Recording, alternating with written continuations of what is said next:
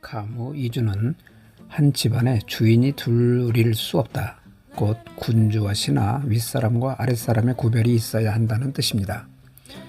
직접 가무이주 네 글자가 딱 찍혀있는 고전 구절은 다음과 같은 전통적인 말들에서 유래합니다.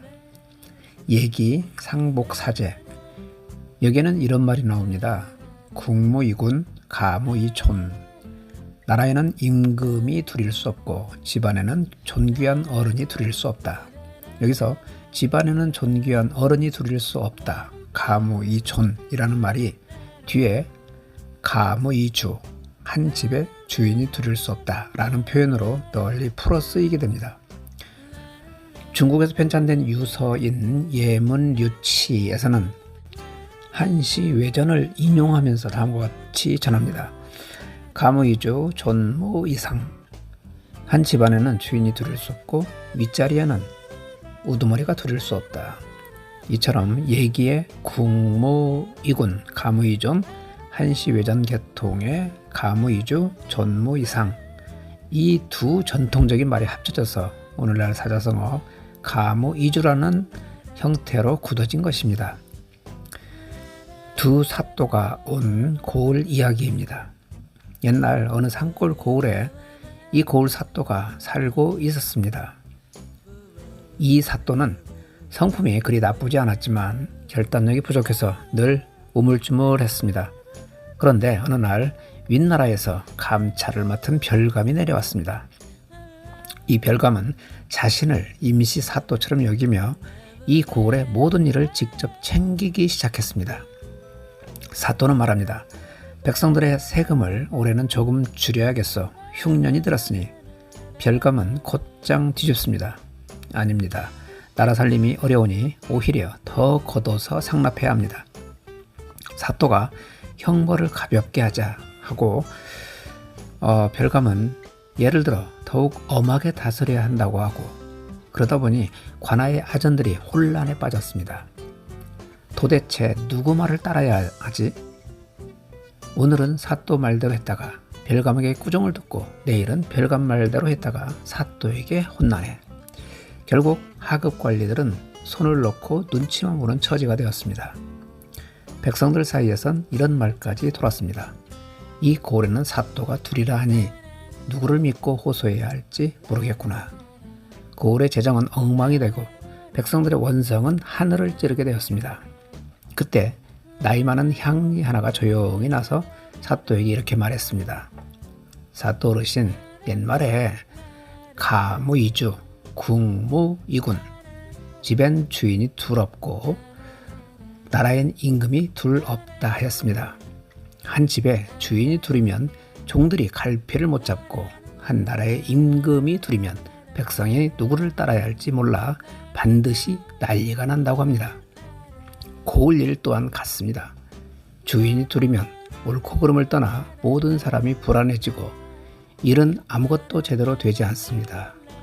이 말을 들은 사또가 정신이 번쩍 들었습니다. 사또는 감찰 별감에게 공손히 예를 갖춰 말했습니다. 별감 어르신, 이 고을은 임금님의 명으로 제가 다스리되 다만 어르신께서는 잘못된 점을 살피고 바르게 고하시도록 맡은 바가 정해져 있습니다.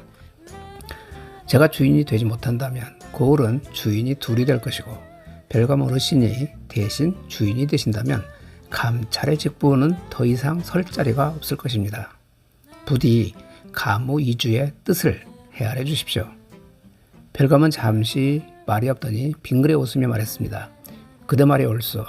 나는 그대가 잘못 가는지를 살피는 눈이며 그대는 이 고을을 책임지는 손이요. 나도 욕심을 부려 손이 되려 했으니 이 또한 분수 모르는 일이었어. 그날 이후 별감은 좋은 자의 자리로 물러나 잘못된 점만 바로잡도록 하고 사또가 분명한 책임과 권한을 가지고 고을을 다스리자 고을 일은 점점 자리를 잡아갔습니다. 사람들은 이 일을 두고 이렇게 말했습니다. 역시 가무이주라더니 집이든 고을이든 주인은 하나여야 일이 바로 서는 법이로구나. 회사에서의 가무이주 사례입니다. 어느 회사팀에 팀장 A와 실장 B가 있습니다. 문제는 두 사람이 동일한 팀에 동시에 주인 행사를 한다는 것입니다. 팀장은 고객에게 친절, 신뢰가 우선이다 라고 지시하고, 실장은 일단 실적이 먼저다, 조건부터 따져라 라고 말합니다. 직원들은 혼란스럽습니다. 도대체 누구 말을 들어야 하지?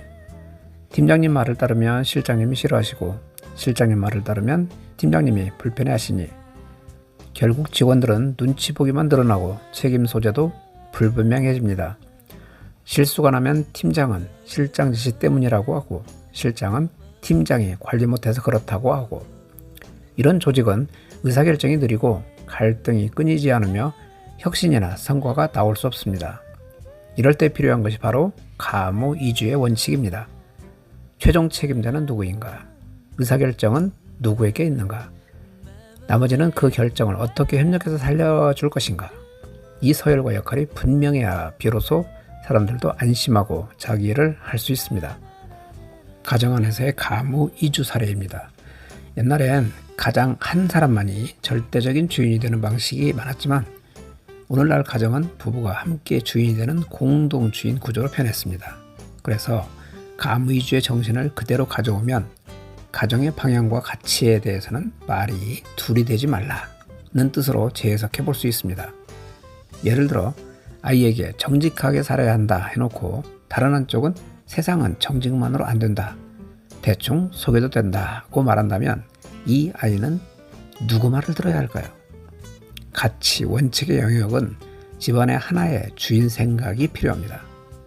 즉, 부부가 충분히 이야기하여 우리 집은 이 원칙만은 같이 지키자라고 합의하고, 그 원칙이 바로 집안의 한 주인 같은 소리가 되어야 한다는 의미에서 현대 가정에도 가무이주 정신은 여전히 살아있다 할 수 있겠습니다.